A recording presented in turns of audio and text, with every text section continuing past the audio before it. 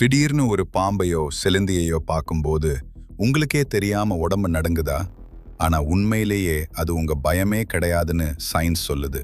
இதுக்கு பேரு எபிஜெனடிக்ஸ்.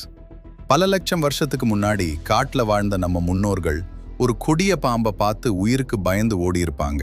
அந்த மாபெரும் மரண பயம் சும்மா காத்தோட போகாம அவங்களோட டிஎன்ஏவிலேயே ஒரு வடுவா ஆழமா பதிவாயிடுச்சு.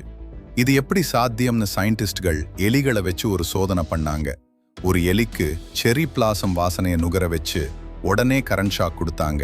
இதுல உச்சக்கட்ட பகீர் என்னன்னா, அந்த எலிக்கு பிறந்த குட்டிங்க, ஏன் அதுக்கு பிறந்த பேர குழந்தைங்க கூட அந்த வாசனைய மோப்பம் பிடிச்ச உடனே எந்த கரண்ட் ஷாக்கும் அடிக்காமலேயே பயந்து நடுங்குச்சு.